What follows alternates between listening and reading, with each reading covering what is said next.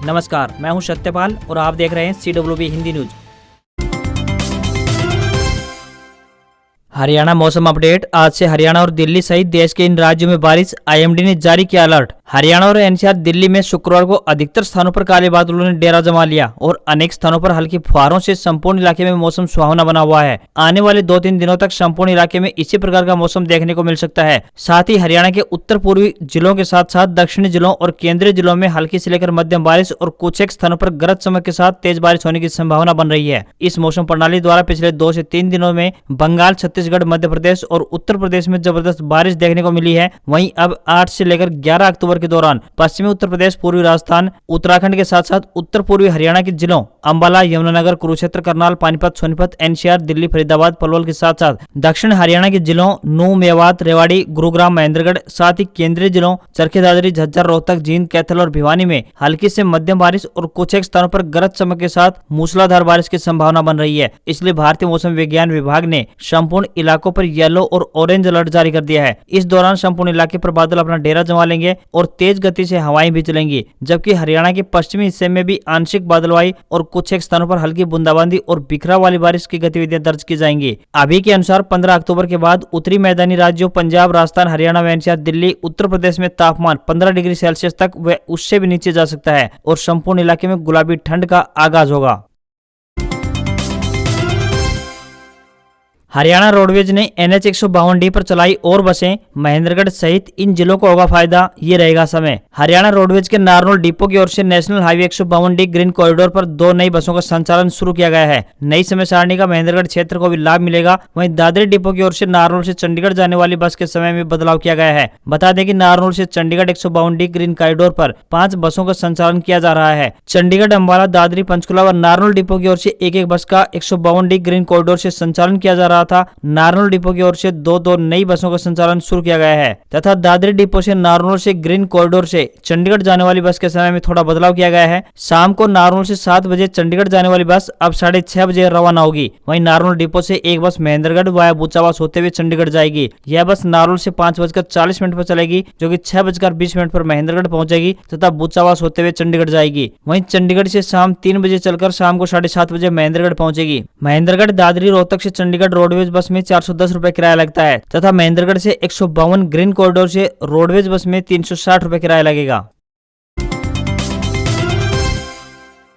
हरियाणा में 50,000 पदों पर निकलेंगी भर्तियां। हरियाणा SSC चेयरमैन खत्री ने दी ये जानकारी। हरियाणा में जल्द ही 50,000 पदों पर भर्तियां निकाली जाएंगी। यह जानकारी हरियाणा कर्मचारी चयन आयोग के चेयरमैन भोपाल सिंह खत्री ने दी है। हरियाणा स्टाफ सिलेक्शन कमीशन के चेयरमैन भोपाल सिंह व यूपी से BJP विधायक कीरत सिंह शुक्रवार को समालखा में पहुंचे। मीडिया से बातचीत में भोपाल सिंह ने बताया कि जल्द ही हरियाणा में 50,000 नई भर्तियां निकाली जाएंगी। उन्होंने दावा किया कि भाजपा सरकार में सिर्फ योग्यता के आधार पर युवाओं को नौकरी मिल रही है, किसी भी बड़े नेता या फिर अधिकारी की सिफारिश नहीं चलती है। उन्होंने बताया कि पूरे हरियाणा से एक समान नौकरियां लग रही हैं, किसी भी विशेष क्षेत्र को महत्व नहीं दिया जा रहा है। CM मनोहर लाल खट्टर करनाल विधानसभा से आते हैं, लेकिन उन्होंने कभी भी किसी उम्मीदवार की नौकरी के लिए सिफारिश नहीं की। उन्होंने बताया कि पेपर लीक होने के कई मामले सामने आए थे, लेकिन अब कोई लापरवाही नहीं है। अब पेपर के 2 सेट बना दिए जाते हैं, जिसमें अगर एक पेपर में कोई दिक्कत होती है तो दूसरा खोल दिया जाता है। उन्होंने BJP सरकार की प्रशंसा करते हुए कहा कि सिर्फ BJP राज में ही नौकरी में पारदर्शिता बढ़ती जा रही है, जिससे गरीब मजदूर के बच्चे को भी सरकारी नौकरी मिल रही है।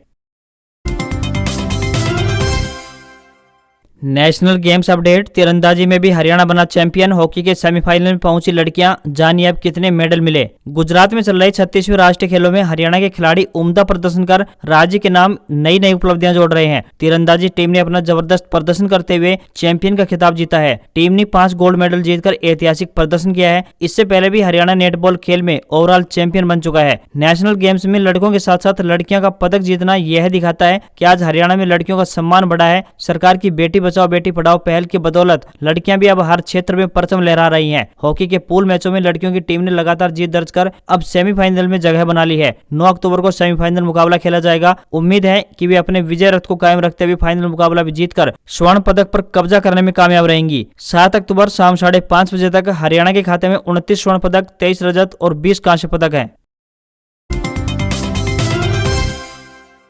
अब नहीं लगेगा मंत्री अनिल विज का जनता दरबार, जानिए इसका बड़ा कारण। हरियाणा के गृह एवं स्वास्थ्य मंत्री अनिल विज का प्रत्येक शनिवार और बुधवार आयोजित होने वाला जनता दरबार प्रदेश में पंचायत चुनाव की घोषणा के मद्देनजर आगामी आदेशों तक नहीं लगाया जाएगा। शुक्रवार को राज्य चुनाव आयोग द्वारा पंचायत चुनाव की घोषणा के साथ ही प्रदेश में आदर्श आचार संहिता लागू हो गई है, जिस कारण अब गृह मंत्री अनिल विज का जनता दरबार नहीं लगेगा। चुनाव के उपरांत ही जनता दरबार दोबारा से प्रारंभ किया जाएगा। उल्लेखनीय है कि गृह मंत्री अनिल विज द्वारा प्रत्येक शनिवार को अंबाला छावनी के PWD रेस्ट हाउस में जनता दरबार आयोजित कर प्रदेश के कोने कोने से आए लोगों की समस्याओं को सुना जाता है। इसी प्रकार अंबाला छावनी विधानसभा क्षेत्र की जनता के लिए भी उनके द्वारा प्रत्येक बुधवार को जनता दरबार आयोजित किया जाता है।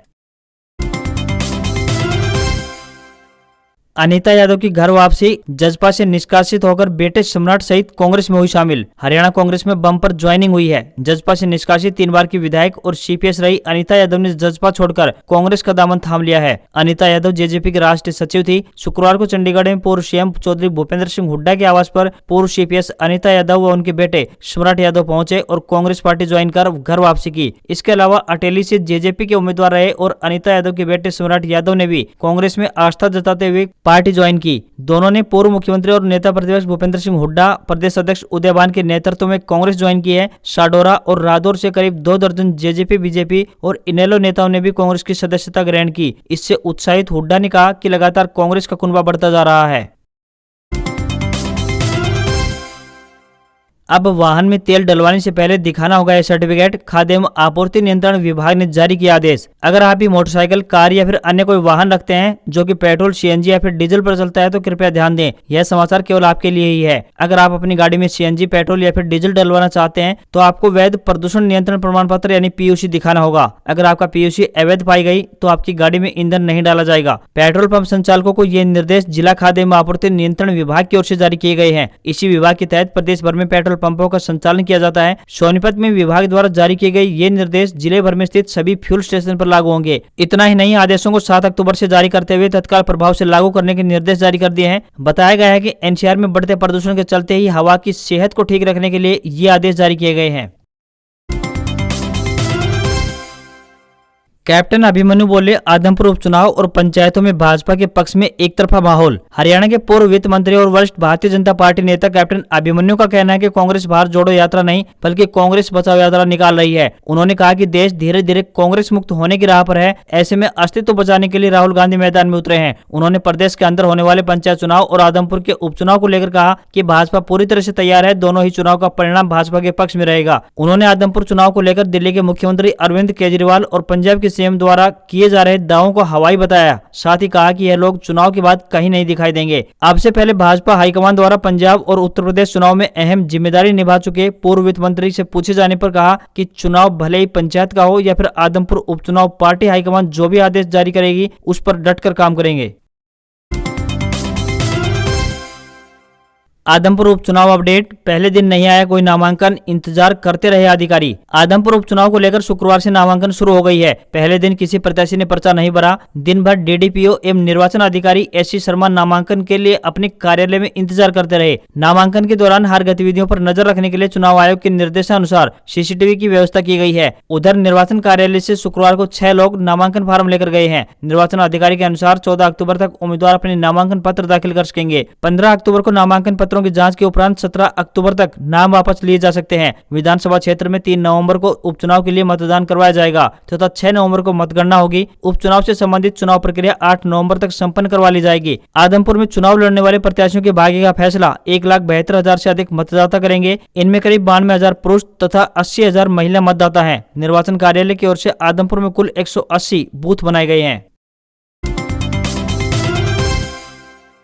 हरियाणा पंचायत इलेक्शन बड़ी अपडेट। हरियाणा में पंचायत चुनाव की तारीखों का ऐलान, 2 चरणों में होगी वोटिंग। आखिरकार प्रदेश में पंचायत चुनाव का इंतजार करने वाले ग्रामीण जनप्रतिनिधियों का इंतजार समाप्त हो गया। शुक्रवार को हरियाणा के मुख्य चुनाव अधिकारी यानी CEO धनपत सिंह ने चुनाव की तारीख का ऐलान कर दिया है। जिला परिषद और ब्लॉक समिति के लिए 30 अक्टूबर को वोटिंग, सरपंच और पंच के लिए 2 नवंबर को वोटिंग होगी। 14 अक्टूबर से लेकर 19 अक्टूबर तक नॉमिनेशन भरे जाएंगे। प्रदेश में पंचायत चुनाव अलग अलग चरणों में करवाए जाएंगे। पहले चरण की बात करें तो इसमें भिवानी, फतेहाबाद, झज्जर, जींद, कैथल, महेंद्रगढ़, नूंह, पंचकुला, पानीपत और यमुनानगर जिले शामिल हैं। इन जिलों में जिला परिषद सदस्यों व पंचायत समिति के सदस्यों के लिए 30 अक्टूबर तथा सरपंच व पंच पद के लिए 2 नवंबर को मतदान होगा। धनपत सिंह ने बताया कि चुनाव की घोषणा होते ही उपरोक्त 10 जिलों के ग्रामीण क्षेत्र में तत्काल प्रभाव से आदर्श आचार संहिता लागू हो जाएगी। बाकी अन्य जिलों में अभी आचार संहिता नहीं लगेगी। उन्होंने कहा कि सरपंच, पंचायत समिति सदस्यों व जिला परिषद सदस्यों का मतदान ईवीएम से होगा, जबकि पंच पद के लिए मतदान बैलेट पेपर से होगा।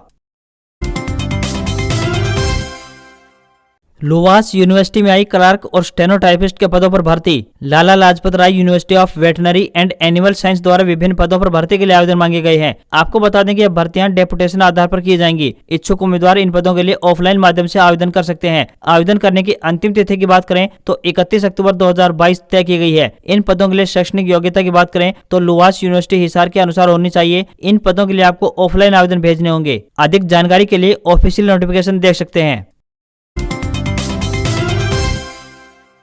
आज दुनिया देखेगी वायुसेना का शौर्य। चंडीगढ़ में एयर शो, प्रचंड राफेल समेत 80 विमान भरेंगे जोश। वायुसेना दिवस पर चंडीगढ़ के साथ शनिवार को पूरी दुनिया भारतीय वायुसेना की शौर्य को देखेगी। राष्ट्रपति द्रौपदी मुर्मू और रक्षा मंत्री राजनाथ सिंह के अलावा चंडीगढ़ और आसपास के राज्यों से करीब 35,000 लोग सुखना लेक पहुंचेंगे और एयर शो में अत्याधुनिक लड़ाकू विमान राफेल की ताकत और तेजस की रफ्तार के साथ अन्य विमानों की करतब देखेंगे। प्रशासन ने पूरी तैयारियां कर ली हैं। राष्ट्रपति और रक्षा मंत्री के आगमन को देखते हुए सुरक्षा के कड़े बंदोबस्त किए गए हैं। सुखना लेक और सेक्टर 9 स्थित यूटी सचिवालय के आसपास के इलाके को एक दिन पहले ही सील कर दिया गया है। कुल 4000 पुलिसकर्मी तैनात रहेंगे। इसके अलावा 12 सीआरपीएफ की टुकड़ियां भी तैनात रहेंगी। राष्ट्रपति रविवार को भी शहर में रहेंगी। ऐसे में डीसी विनय प्रताप सिंह ने दोनों दिन के लिए शहर को नो फ्लाइंग जोन घोषित कर दिया है। वायुसेना पहली बार गाजियाबाद के हिंडन एयरबेस को छोड़कर चंडीगढ़ की सुखना लेक पर एयर शो करेगी। और दूसरा संयोग यह भी है कि देश में ही निर्मित लाइट कॉम्पैक्ट हेलीकॉप्टर प्रचंड पहली बार एयर शो में शामिल होगा। सुखना लेक पर दोपहर 2:30 बजे से लेकर शाम 5:30 बजे तक चलने वाली इस एयर शो में 80 से अधिक विमान हिस्सा लेंगे। इसमें राफेल, चिनूक, तेजस, जगुआर, मिग-29 और मिराज 2000 समेत लड़ाकू विमान अपनी कलाबाजियों से लोगों में रोमांच और जोश भरते हुए दिखाई देंगे।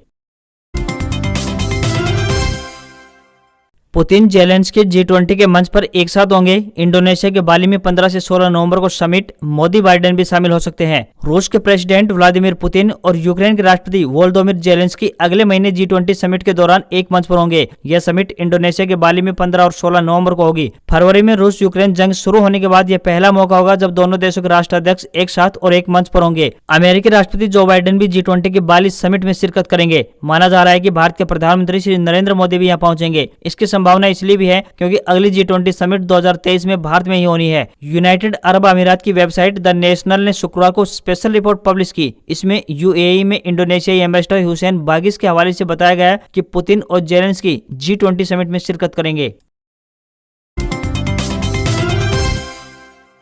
सरकारी नौकरी अपडेट। आरपीएफ ने कांस्टेबल सहित 9,500 पदों पर निकाली भर्ती। कैंडिडेट्स का सिलेक्शन एग्जाम और इंटरव्यू के जरिए होगा। रेलवे सुरक्षा बल यानी आरपीएफ ने कांस्टेबल और सहायक उप निरीक्षक यानी एएसआई के 9500 पदों पर भर्ती के लिए एक नोटिफिकेशन जारी किया है। उम्मीदवार रेलवे पुलिस की ऑफिशियल वेबसाइट rpf.indianrailways.gov.in पर जाकर आवेदन कर सकते हैं। योग्यता की बात करें तो 12वीं पास, ग्रेजुएट डिग्री और डिप्लोमा होल्डर इन पदों पर अप्लाई कर सकते हैं। आयु सीमा की बात करें तो 18 से 35 वर्ष निर्धारित की गई है। सिलेक्शन प्रोसेस की बात करें तो उम्मीदवारों को चयन डॉक्यूमेंट वेरिफिकेशन, रिटन एग्जाम और इंटरव्यू के आधार पर किया जाएगा।